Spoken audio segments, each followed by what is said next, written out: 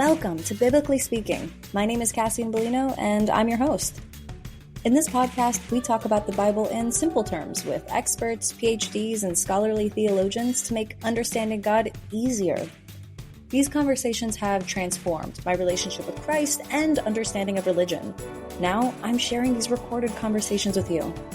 On this podcast, we talk about the facts, the history, and the translations to make the Bible make sense, so we can get to know God, our Creator, better.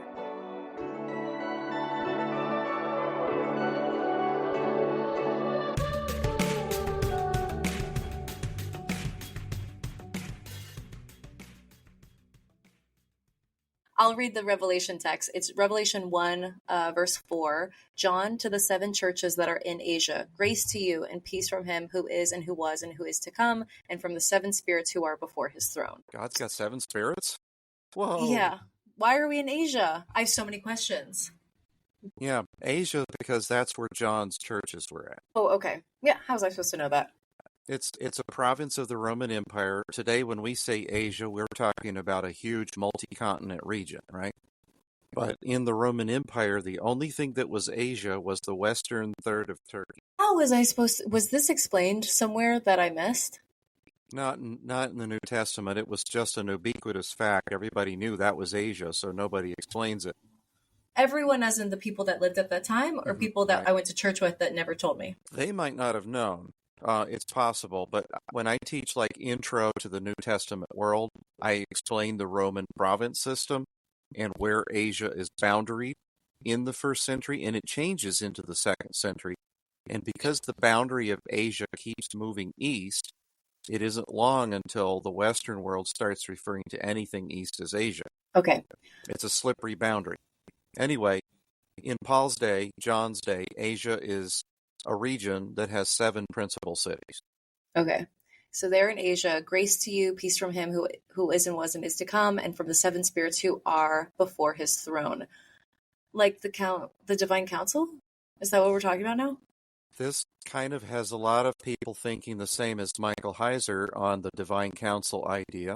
Possibly it refers to that, but nowhere else are you going to find seven spirits of God numbered like this, where there's seven. And so it's like Jesus is mentioned next in verse 4. I didn't have that part down because I wasn't focused on it. But a lot of people say, well, that's the Father, the Holy Spirit, and Jesus. That's the Trinity. But wait a minute, that's not the Holy Spirit. That's seven spirits. So people have tried to understand what that means. Some people go to a place in Isaiah where there's seven traits of the Spirit of God mentioned. It doesn't work. There's a lot of linguistic reasons why that doesn't count as seven spirits. At best, it counts as three, if you're really paying attention to grammar there in Isaiah very strongly. I didn't put that verse in here, but it's a common misinterpretation. There are literatures in Jewish literature that names seven spirits of God, and they're not in the canons. And Michael and Gabriel are two of them. They're angels, archangels, high angels that are in charge of a lot of things in the heavenly places. I'm looking at the other verses you provided, and I see there's Hebrews, there's more Revelations, and then we talk about the Book of Jubilees and Enoch. Yep. Would you say, like, the seven spirits, it's an identified seven spirits that include Michael and Gabriel, or is seven the focus, that seven, that number of completion? I think John is purposefully using seven a lot in this book. I mean, we've got seven seals, seven trumpets, seven bowls all over of the wrath. place. Everywhere there's 777. And the reason he's doing this is when Joshua and the Israeli army comes to Jericho, what are they told to do? Blow on the horn 7 times. Day 1. Day 2, do it again. Day 3, do it again. Day 4, do it again. On the 7th day, they blow it 1 time a day for the first set. They blow it 7 times on the 7th day. So there's like all kinds of sevens, and what happens? The wall falls in. And the key is that when you start repeating the sevens, that's when God acts and humanity doesn't act. It's God that does the action.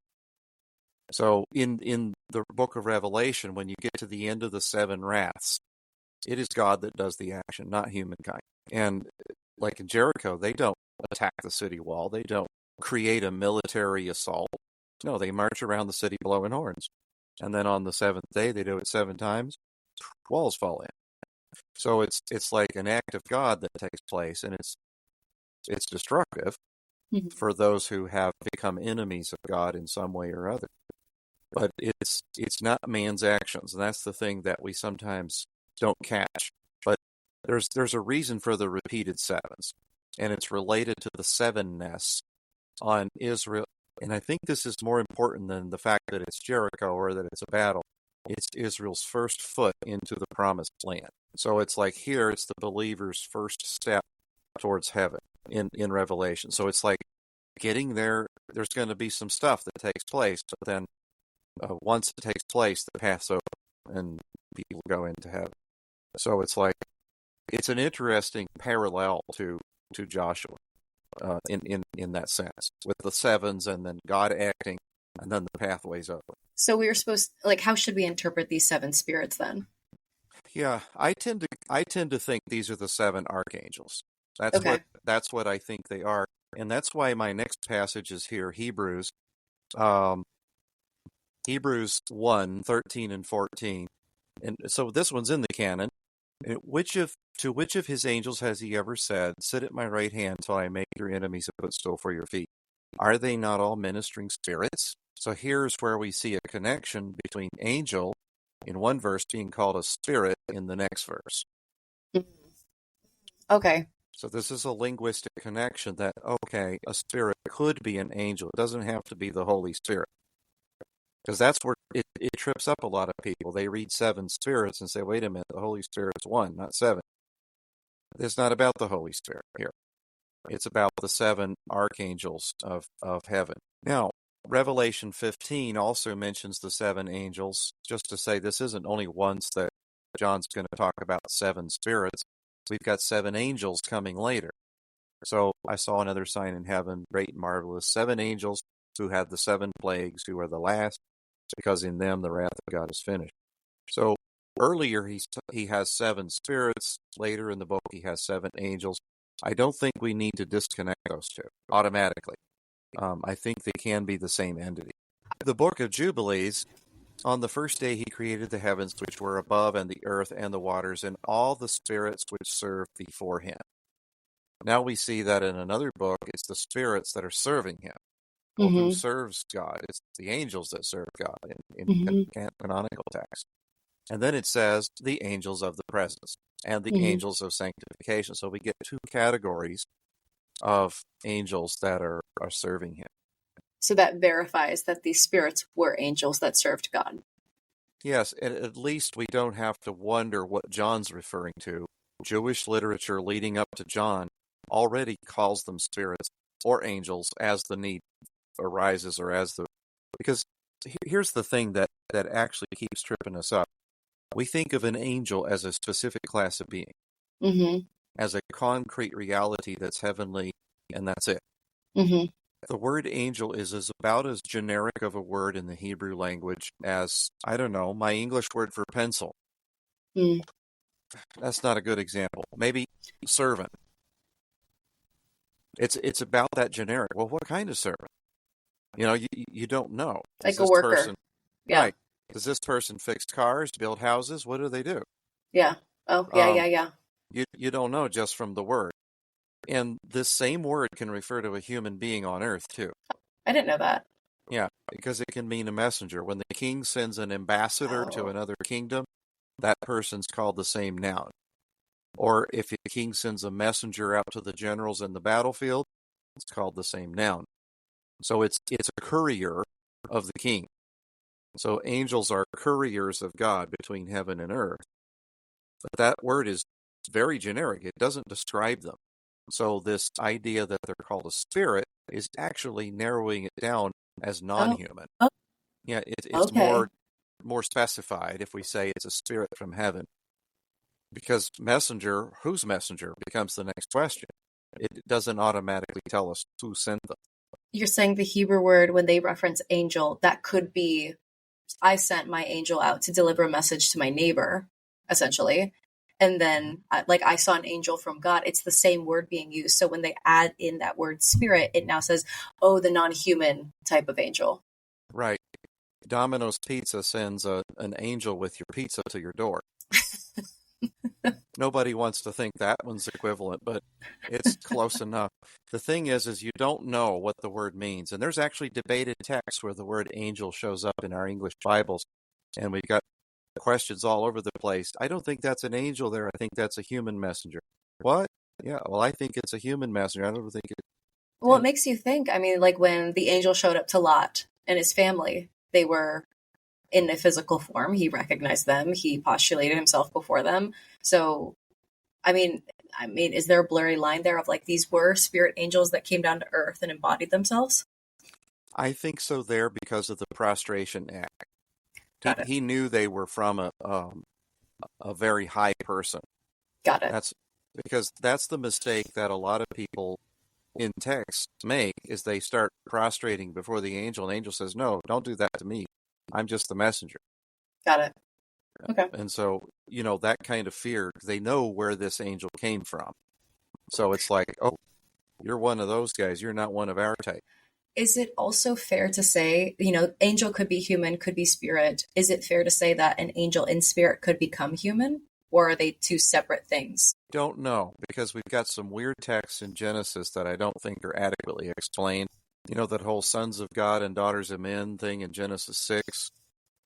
Enoch tends to take us there in Enoch's understanding. The Book of Enoch takes us to a possibility that these beings from heaven interfered with humans and created offspring. Mm-hmm. I don't know. I don't know what I think about that piece just yet. Okay. But there is an interesting passage in the New Testament where it says that you should be good to strangers and be hospitable to them because you never know, you may be ministering to an angel. But couldn't that just be like a messenger? Like, couldn't that just... Could be. But that one there in that context is kind of iffy enough that it makes me wonder if that's a possibility. But I don't know. Yeah, okay.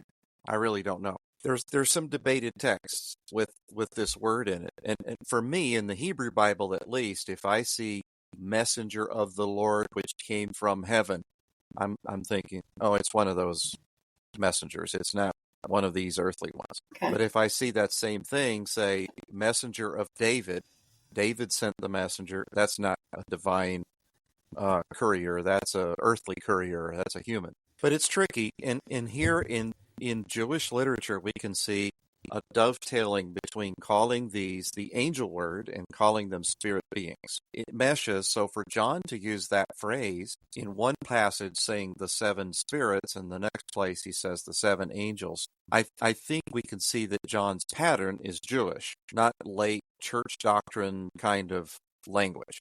And that also goes back to his name for God, the one who is and was and is coming. Mm-hmm. That thing there is God's a reference to God in the book of Revelation. It's also pretty unique to the canon, but it's around very close language in Daniel, and it's also around in some of the other apocalyptic literature. And what it means is the present, the past, and the future. The language trips us up a little bit because the Greek word for coming is actually the name for the future tense. So we don't know that necessarily when we read coming in English, that it's talking about the future. We think it means arriving.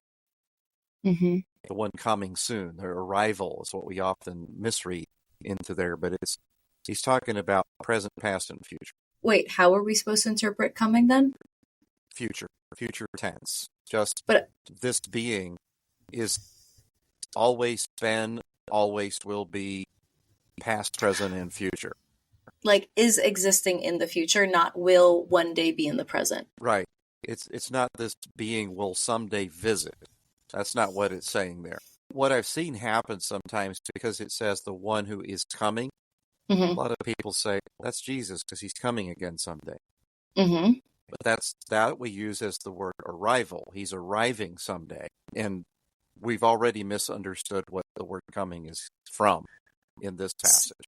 So would it be fair to say like Jesus is coming because he's going to come again, whereas like God is always in the future? He's not arriving. He's just like, it would only be that distinction between Jesus and God.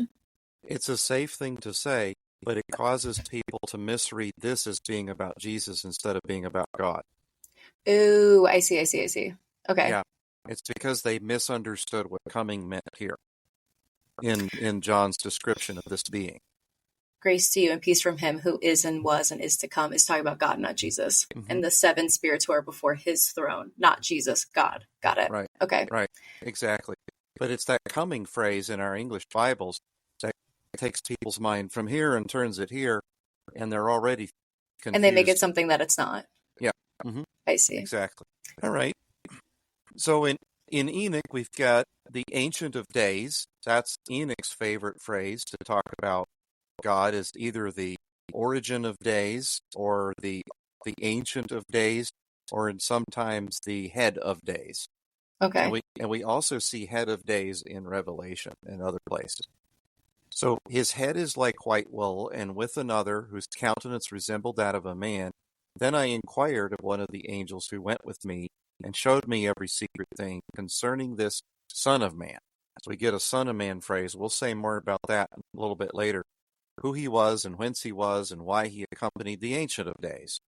Why is that one dude that looks like a human accompanying the Ancient of Days and goes everywhere he goes? Why are they together? It's like that's what he's concerned Has to be about. Jesus. Has to be Jesus. Well, that's what John is going to conclude. Okay. Enoch doesn't name him. But why Does Enoch know about Jesus? That's the thing that keeps me interested in Enoch. Enoch's 300 years before there's a Jesus.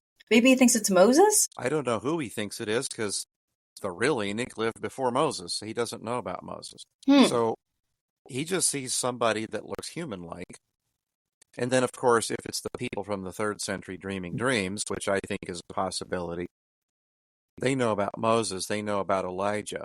They know that Elijah went up on a chariot and didn't die. Mm-hmm. So he had an experience like Enoch. Maybe they think he's Elijah. But I don't know. They don't say who they think he is. But this Son of Man phrase is fascinating because it shows up used in a similar way in Daniel, Enoch, and Revelation. The same list of 3 words, Son of Man. Matthew uses it too in Matthew's Gospel. And so it seems like the culture of the day knows what it is, and they're using this phrase as, oh, you're the Son of Man. Like they recognize him because he's called that. Unless you're familiar with the text that used this label, because Isaiah doesn't use it, others don't use it. So, unless you're reading Jewish literature that uses the phrase, you don't know what it means, and it's insignificant to you. In Jewish literature, Son of Man just meant son of a king? So it's different if you're reading Ezekiel, because he gets called a son of man. Okay. God says, you are only a son of man. You are only mortal, is all he's saying with the phrase. So this idea, son of man, is someone born from Adam's seed at any point in time, at any point in history. Okay, so Enoch is saying, there's a human here. What's going on? There's a human here, yeah. Okay. He's saying there's a human here. Daniel uses this phrase to refer to a special human in the heavenly place. Enoch does the same thing. John does the same thing. But not Ezekiel. Ezekiel only refers to himself with that label. So this phrase is often related to some kind of heavenly priest. Nice transition. Yeah, so it's related to that. But the last phrase in the Enoch passage that I want to touch on is that it's the Lord of spirits that chose him. And again, we got plural spirits.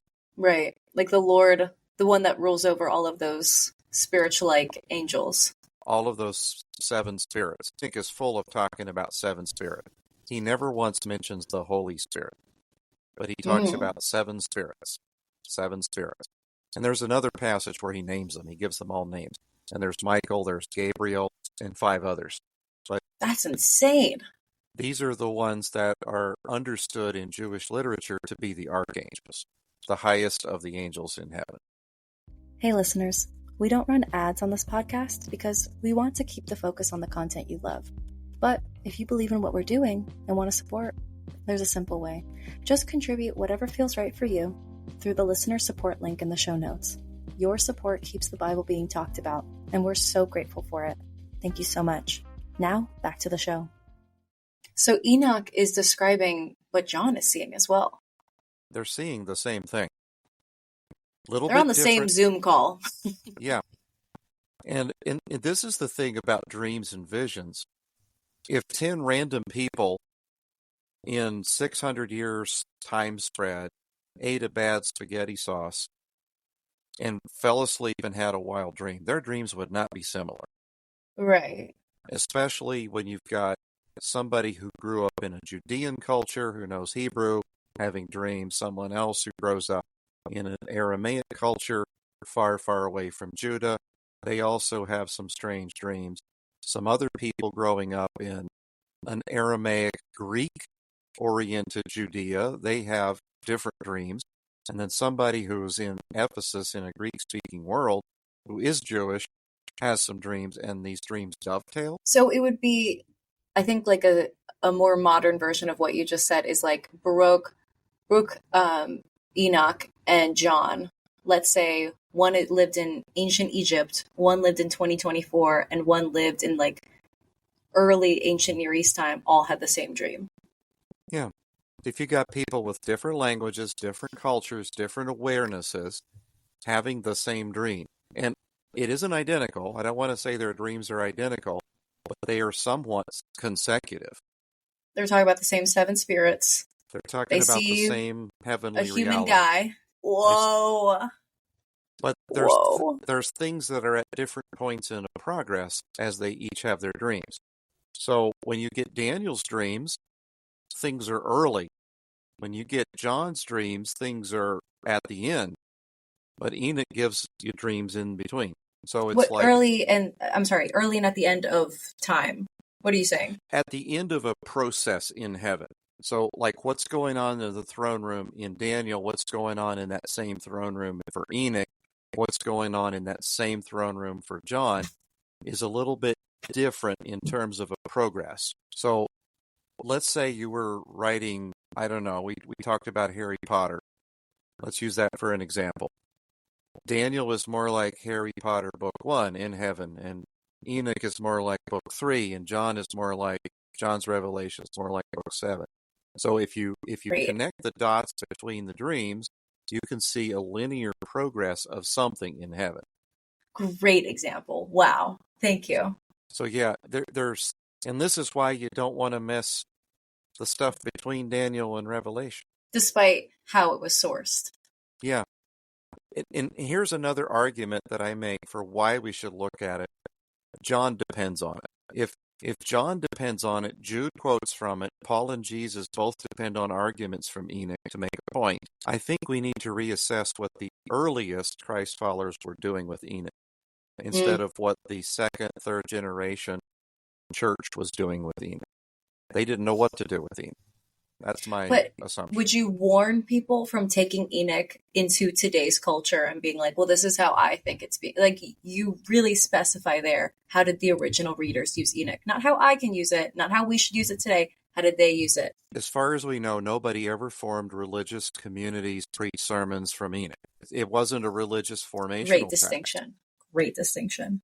But it was an informative text that was depended on. There's a difference. Mm-hmm. Have you ever heard, like, pastors will say, I don't know how to preach from that passage.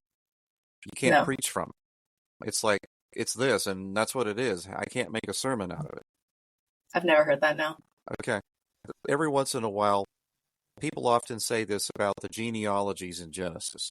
And somebody begat somebody, and they lived this many years, and they died, and they begat somebody, and you just read a list of this. How do you make a sermon out of it? It's unpreachable.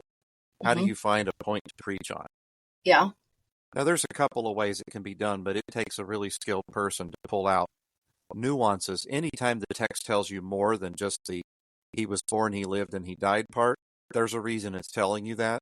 And so you could probably do something with that. But other than that, those are tough to preach from.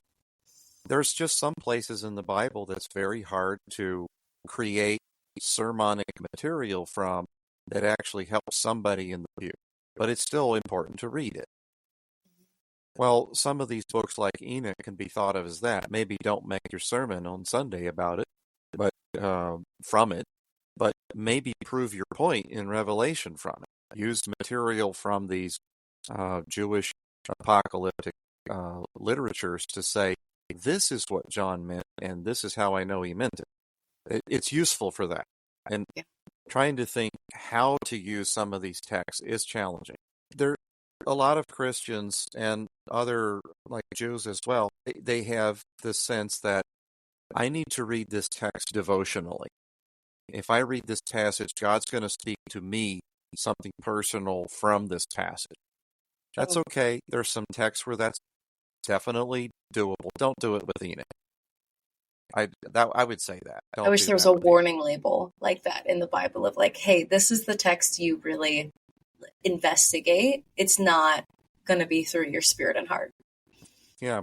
The Psalms are great for this. Okay. Psalm 23, that's been a lot of people's favorite. Psalm 1 is very good in this regard as well. Psalm 148, Psalm 119, it's a long one, but take it section by section. These are meditative things. They're meant to be said and meditated on and grow from. Okay. That's how they were composed. Okay. Biblical stories are good to think through, but you need a frame. Like if you read the story of Tamar alone in isolation, it's not so beneficial. But if you read it next to the Torah, the Ten Commandments, and what God is telling Moses to do, now go back and read the Tamar story, and you can say what went wrong, what went right, and what were the results and why those results came out of what went wrong. Right? Interesting. That's a really interesting take. Kind of like what you, in our episode about misinterpreted verses, you described Jeremiah 29:11, which was my confirmation verse. Like I would say that to myself anytime I felt like I didn't know what was going to happen next. But when you put it in the context of who it was spoken to and why God was making that promise to those people, we can't necessarily say, I feel like God is telling me he has a plan and everything will be all right. And I had a similar verse that I latched onto from youth. And it was, for I can do all things through Christ, which strengtheneth me. And we talked about that one in that session too. Yep. What does that mean in its context? It's different. Once we realize what the context is, then we can better apply that verse. Right. It's not that it doesn't apply to you. It just applies to you differently. Yeah. And it's because Paul was the apostle who was sent by God to the Gentiles to go turn them into God followers first and Christ followers as well. He had a special path that was paved for him. The door was open, and he followed that open door. And yes, he was accomplishing all things, not separated from Christ, but through Christ, which strengthened him. And this is the thing that it's a true statement. But if someone else is given a mission by God, God says, "Go do this." He's going to help you do it. That's a better application. And so rather than like, I can get through this really hard med school year because I can do all things through Christ. It's a little different, you know? I can go without sleep 6 days out of 7, and I can do all things because Christ strengthens me. If he's got you on a special mission where he needs this mission done and it requires staying up 6 days a week, he'll help you. But if not, no, you need to rest. Yeah. You need to sleep.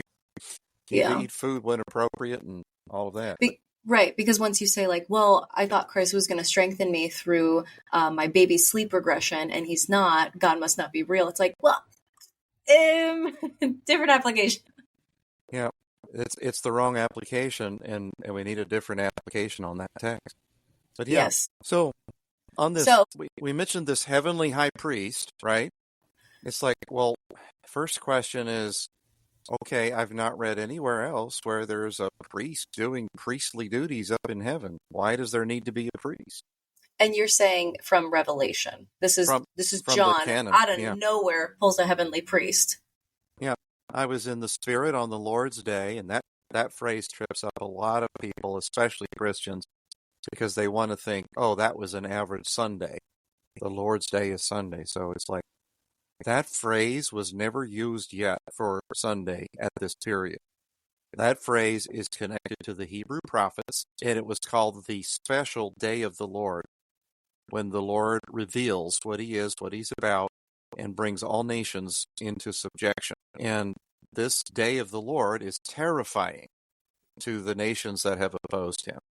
And so all the biblical prophets talked about that great and terrible day of the Lord. So when John says, I was in the Spirit on the Lord's day, he's not talking about Sunday. He's talking about a very special day towards or near the end of time when God begins to do something. And so that phrase usually messes people up because they don't realize that's a technical phrase. I'm sorry, on a timeline, are we saying that John saw the future? Somewhat. And I want to say yes in places, but the other thing I always tell students when I'm teaching prophecy, that one of the cultural things that we bring when we think of the word prophet and prophecy is that these guys are supposed to tell us the future. Hey guys, Cass here. Are you feeling like your faith life is on buffering mode, waiting for that next level but stuck in spiritual dial-up? We get it. Doing this faith thing solo can feel like trying to assemble an IKEA furniture without the manual. Enter the Biblically Heard school community. Think of it as your spiritual Wi-Fi. Strong, reliable, and full of people who actually get you. Ready to upgrade? Hit the link in the show notes and join us. No assembly required. Grow your faith, meet your people, and laugh a little while you're doing it. Because you can't raise your hand in church. Biblically Heard. Yes, that's exactly why I had a whole episode on it, because that's what I thought. I thought prophecy was like an oracle. Yeah, this is coming next year. This is coming 10 years from now. What I gleaned from my conversation on prophecy is like a very small percentage is saying like, this is the future, that thing that we like to do as Christians is go into Revelation and say like, oh my gosh, God's going to come and he'll come down on a cloud and we'll hear the trumpets and then the rapture will take place and then we'll have 7 years in Antichrist. So that's the prophecy we're waiting to see fulfilled because that's what they said. So once that starts happening, we'll know it's the end of times. That'll like be a clicker in our head. And I think that that's not what's going to happen. Like the end of times, I've also heard, discussed with other scholars that we are in the end of times. This isn't something that'll happen March 3rd, 2033. This is an ongoing state that we're in. People use the phrase end of times and end of days, even in the New Testament, referring to their own day. So if we've been in the end of times and the end of days, we've been in it for 2,000 years, if we take that statement at full value. But something else I think about with prophecy, sometimes the point, even if it is future referring, because it can be, especially Daniel's long dream of 490 years that are coming before the Messiah, and these 490 years are going to unfold this way. That was a future vision of the coming Messiah. So he has some highlights of the things along the way leading up to the arrival. And if you do 490 years from that decree that Daniel mentions, you land on 30 AD or CE. And that's when Jesus begins ministry. And it's like a wow thing when you realize these 490 years actually can add up to something on a timeline and land on it. But that's Daniel's dream of 77s of years. So it's 70 times 7 years, 490 years, from this special edict that is made by this one ruler. And we only get this particular edict recorded in Nehemiah as, okay, this edict happened. And it's like, if you don't match it to the right edict, you land somewhere where it's impossible to tell what time frame you're looking at. But if you land on that edict properly, that's in Nehemiah, then you measure 490 years from that, you land right in 30, which is the right decade, if you will, for Jesus' ministry. And that's one of the reasons I think different people were looking for a Messiah very vehemently in his day, because they were counting down Daniel's 490 years, and they assumed it's our lifetime. It's right here somewhere. Right. Let's not miss the moment. And so that kind of thinking, at least, is driving some of the questions that get raised to Jesus.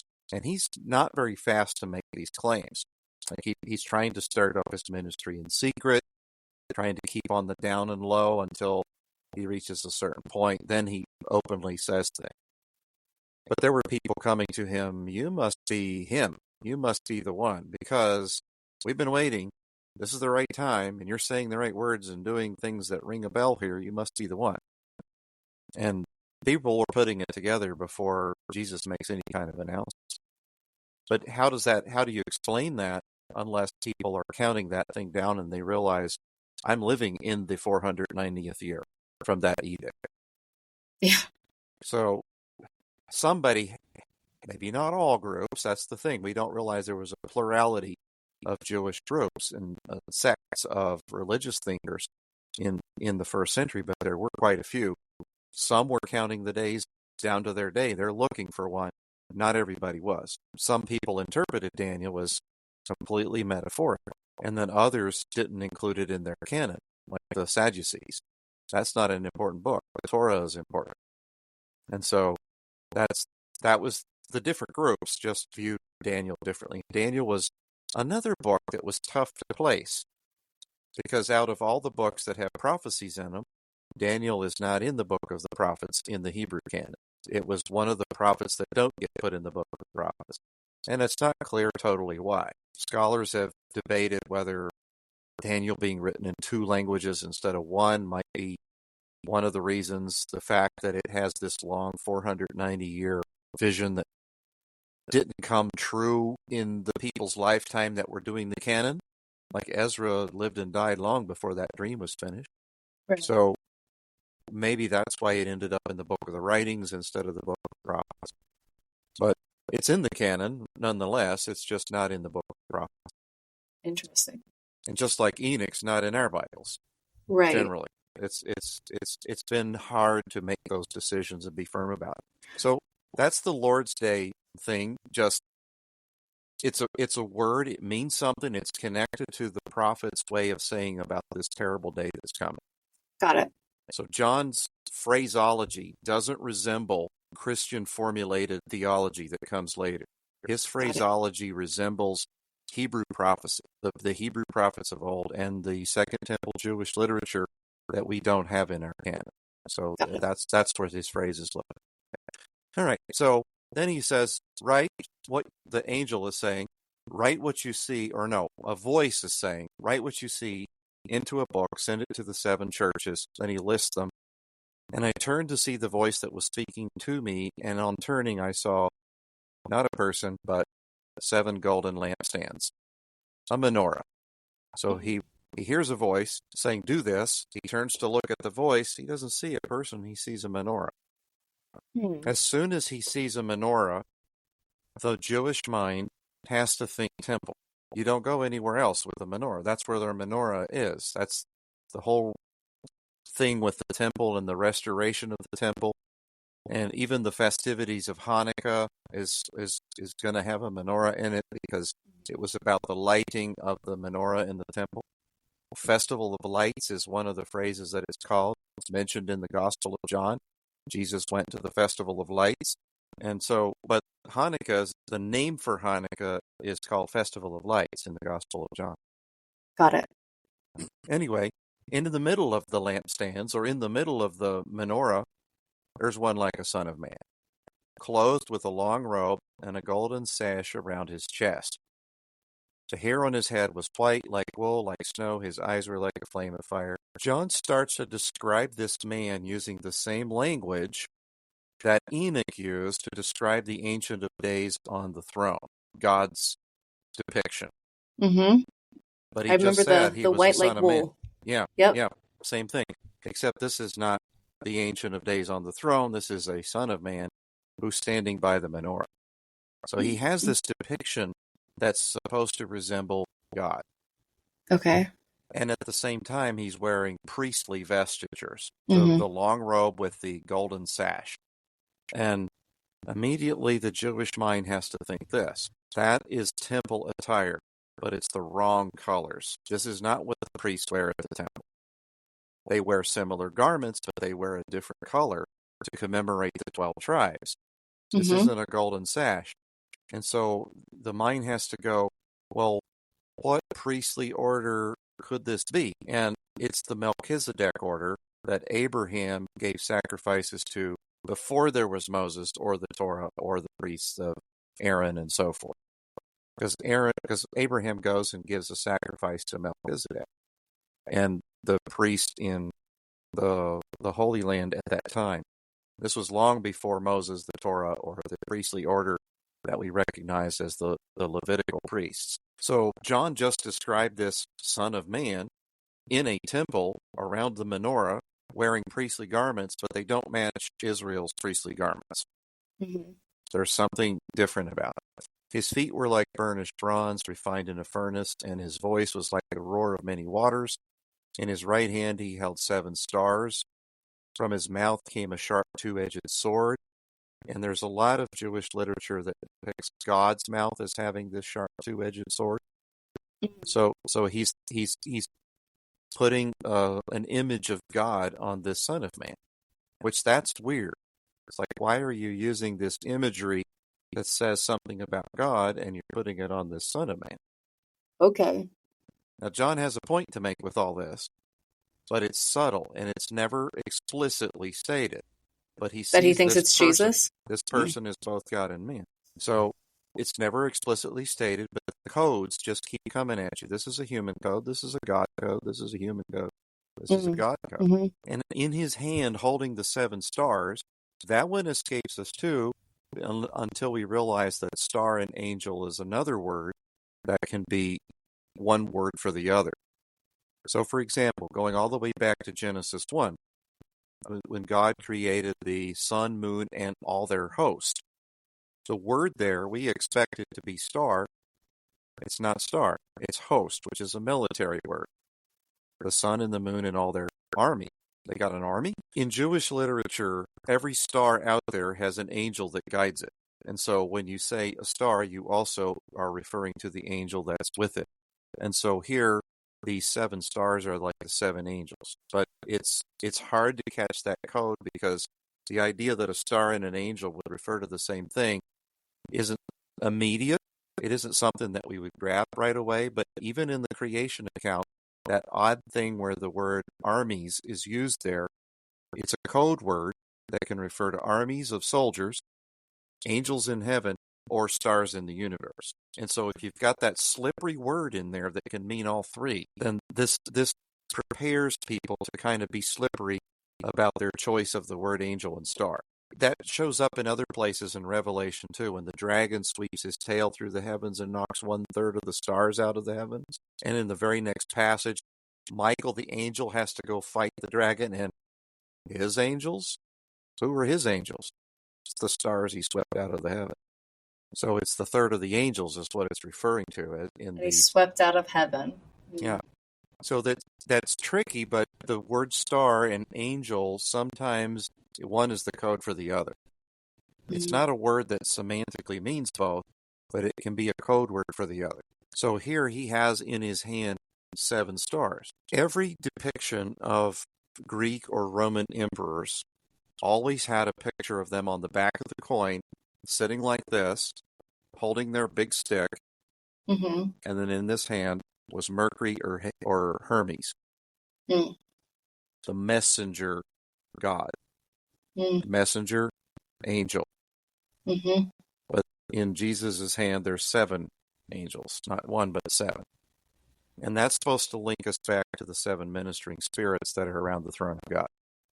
So John, again, is trying to connect more things to this Son of Man that are actually God's things, and to keep us kind of thinking, oh, wait, he's the Son of Man, but oh, wait, he's got God stuff with him. Got it. His face was like the sun shining in full strength. When I saw him, I fell at his feet as though dead, but he laid his right hand on me, saying, fear not, I am the first and the last. I am the living one. I died, and behold, I'm alive evermore. So he lived, he died, and now he's alive again. And that's those 3 steps that's supposed to help finally clue in the reader. Oh, he's talking about the one that was alive, crucified, dead, buried, resurrected. So there you get those code pieces that are there. And I have the keys of death and Hades. That's an old Jewish expression for the being that is supposed to show up at the end of time and release everybody from where they're trapped so that they can go to Judgment Day. So he's got the keys. And so that's not a phrase that you usually find in the canonized literature, but you find it a lot in, like there's some references in the prophets, but in Second Temple, apocalyptic literature, this is often described in story form. So John wants his readers to connect this Son of Man figure to that figure at the end of time that releases everybody from wherever they're stuck or trapped to come up for judgment. Wow. How the heck were we supposed to get any of that just reading that text? Yeah, just reading John without knowing the stream of literature that it's connected to, and I mean John's Revelation. You can read Gospel of John much easier than you can read Revelation. Oh, yeah. Oh, yeah. But yeah, you're right. I mean, there's so many other influences that people were reading while they read Revelation that they could have made these connections. We aren't reading those things, so we can't make those connections. We just get further confused. Yeah, and Jewish literature prior to John writing Revelation, and even some afterward, had a concept of a human who was somehow the high priest in heaven, and they called him Metatron. I'm sorry, there was Jewish literature that had writing of... I'm sorry, can you say that again? Yeah. They had this idea that somewhere in heaven there was a human who was a high priest, just like the temple on earth. There was a temple in heaven, and it had a high priest, and that person was a human.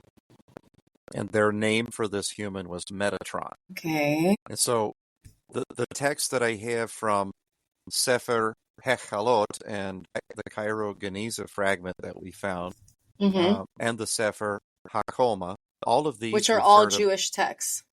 Okay. They all refer to the Metatron sitting next to a throne, prince of princes, exalted above gods. So that's a weird one. He goes beneath the throne of glory, where the great heavenly tabernacle of light brings out the deafening fire and puts it in the ears of the holy creatures so that they don't hear the sound of the utterance that comes from the mouth of the Almighty. It's a protection for them. So if they got this fire in their ears, they don't get deafened by the Almighty's voice. So this is an active figure who goes around doing things that need done in the heavenly temple prior to other things being done. He's going around taking care of things. There's also, I want to go back and catch the piece in Testament of Levi. Thereupon the angel opened to me the gates of heaven, and I saw the holy temple. So there's a temple up in heaven. The Most High is on a throne of glory, and he said to me, and I'm assuming this is the angel, not the Most High, Levi, I have given you the blessing of the priesthood until I come and sojourn in the midst of Israel. So in other words, here in the Testament of Levi, there's a hint that the Levitical priesthood is temporary. Oh my gosh. And this was 200 years before the New Testament. That's a very odd piece of literature to be around. Yeah. When there's no reason to think that there was ever going to be an end to... Right. You're living in the period of Levi. Would that be the right way to... This Old Testament type of God, religion, hierarchy. And someone says, until I come and overthrow it. It's like, whoa, I thought this was it. What do you mean it's going to change? Well, in my understanding of this Testament of Levi, chapter 5, verse 1 to 3, is that it's this angel that's showing Levi this thing in heaven who says to him, until I come to earth, you guys are going to run the priesthood.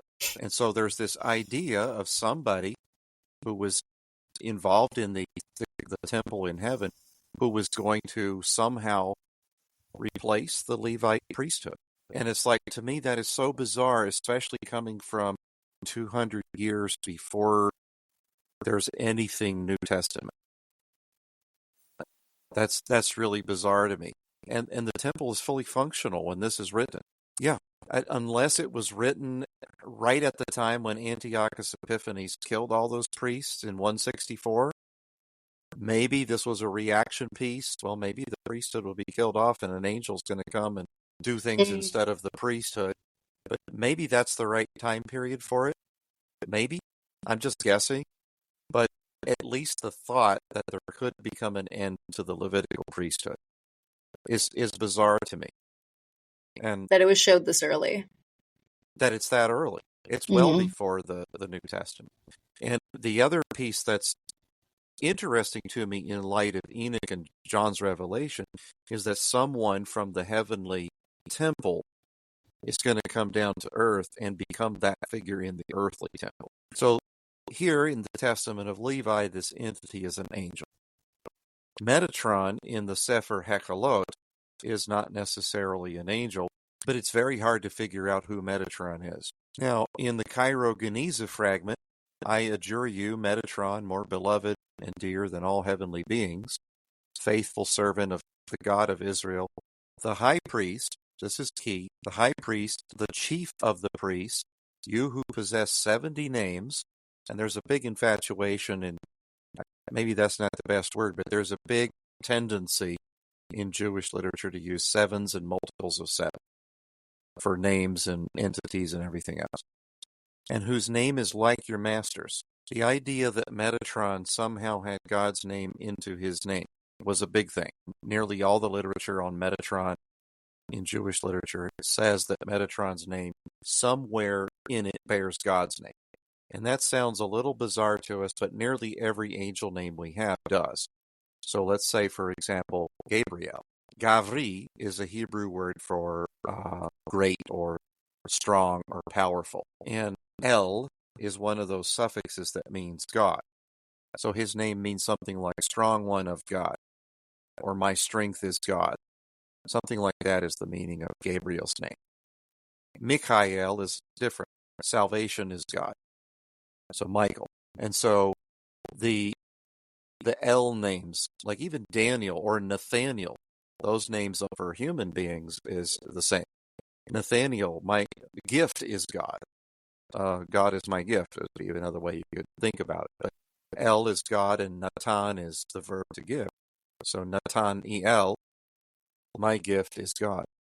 And so this Metatron figure, then the word Metatron doesn't have it, but supposedly he has more than one name, and all of his names have God in them somewhere. The Great Prince phrase on Metatron is how we connect this back to the Great Prince up there on the angel text. Well, we didn't know who this angel was, and so this is how you can connect that this angel is somehow Metatron.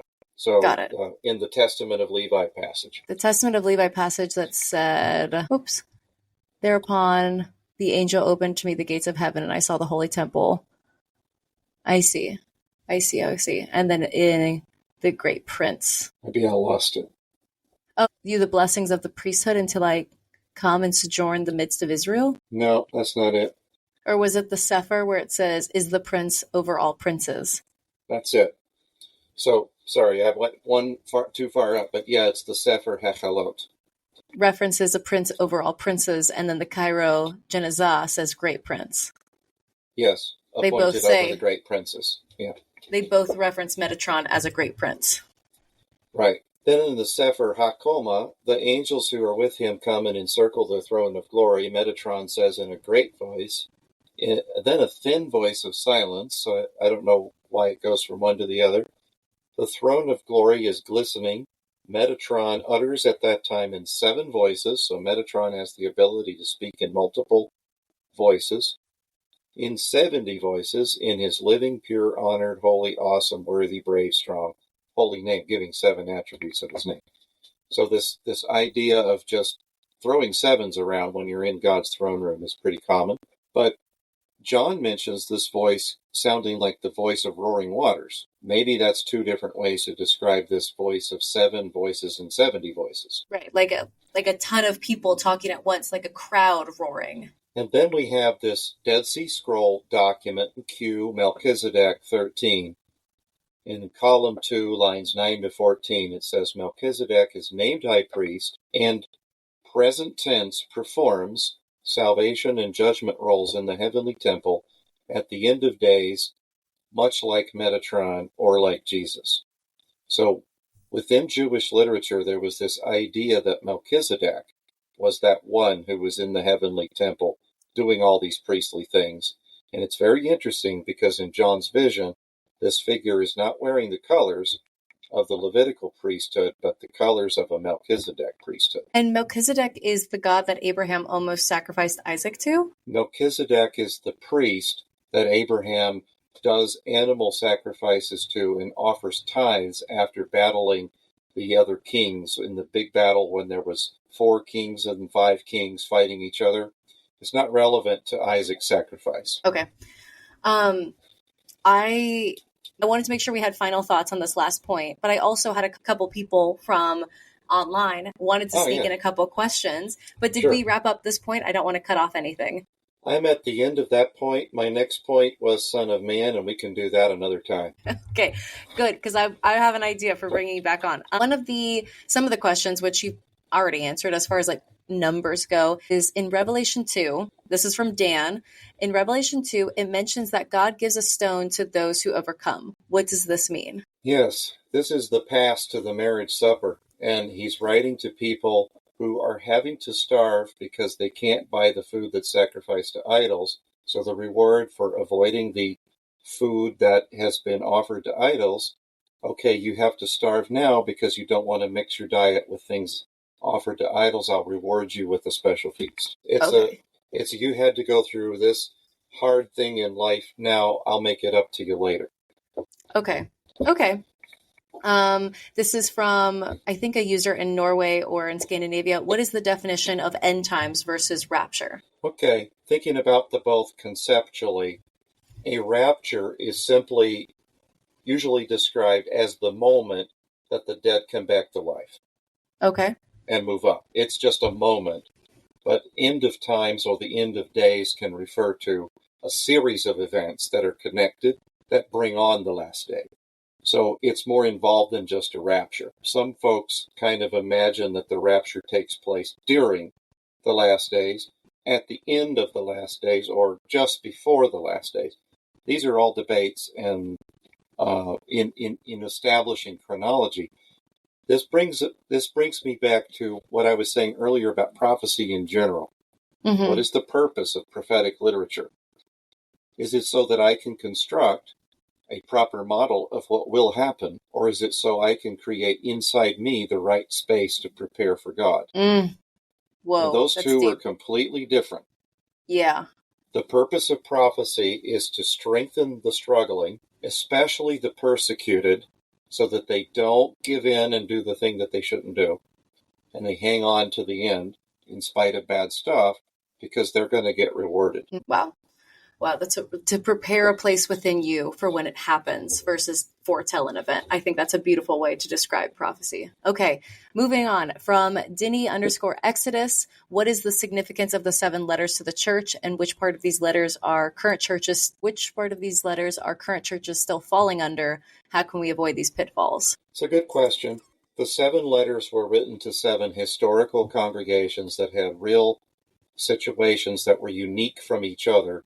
And the phrases in these 7 letters reflect the individual realities of each congregation. So as a set, they teach us primarily, don't mix what's holy with the things that God says no to.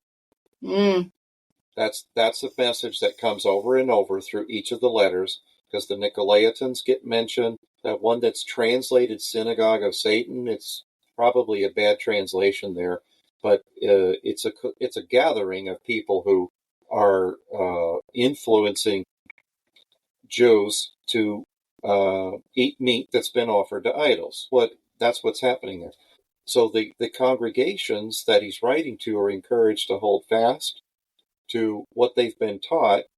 Don't let the peer pressure that's around them change their view on these things. If this meat's offered to idols, do not eat it, no matter what these other teachers are telling you. Interesting. Okay. Because the Jerusalem group in 50 or 51 said these 2 things. Don't have these 2 things be common to all churches. Don't eat meat offered to idols, and no sexual immorality. So these 2 things were to be true for all of them, even Gentile or Jewish. It didn't matter. Because Torah observances would be there at the Jewish gatherings, and the Gentile gatherings. The Torah restrictions weren't for them exactly. They could follow them. In some cases they did if they became Jewish. In other cases they had their own code, but it was still including these 2 stipulations. And in Roman meat markets, it would be very hard to buy meat for sale that hadn't already been offered to the idol at the end of the meat market. So there were whole communities that were non-meat eating because they couldn't get their hands on meat except at that meat market. Now, I if they see. knew a hunter who went off in the hills and got something that was kosher, then they could get some meat that way, but that would be rare. It wouldn't be very often. Oh boy. Don't mix the true with the untrue, with beliefs as well as practices. And then secondly, prepare for persecution. It's coming. Just be righteous. Don't give in when the persecution comes. Gosh. Well, it's going to take me a while to process all of this. So thank you so much for offering such in-depth insights just at a level that is so hard to find. So thank you so much. Once we hang up, I'm going to talk to you about some other ways we can continue this conversation. But Sure. just for those that want to get connected with you beyond this, how can they find you, talk to you, take one of your courses? Okay. So if you want to take any of my courses that I'm doing with Israel Institute of Biblical Studies, you would contact them directly. They have a very wide social media presence. They've got Facebook ads. You can find them if you just look up Israel Institute of Biblical Studies. Contact somebody, they'll get you situated into a course. If you want to take the Revelation course that we offer, that's a good one to take, or the Jewish Understanding of the New Testament. That's another great course. Hebrew Insights to the Bible is a good taster course. I call it a taster course. It's a fairly new class, but those are kind of intro classes to Bible sort of thing. Then you can take like the Torah class, the Nevi'im class, or the Ketuvim class and learn what the Torah is about, Moses' books, from a Jewish perspective. What is the prophets about from a Jewish perspective? And then what are the writings about, like Psalms and such, from a Jewish perspective. Wow. And I know that you're going to come back on in the next month and we're going to discuss Torah living. So I'm so excited for those insights, but it's always a pleasure. Thank you so much for this wisdom and guidance. Thank you so much for coming back on, Dr. Sedlacek. Thank you. Thank you for having me. It's a pleasure.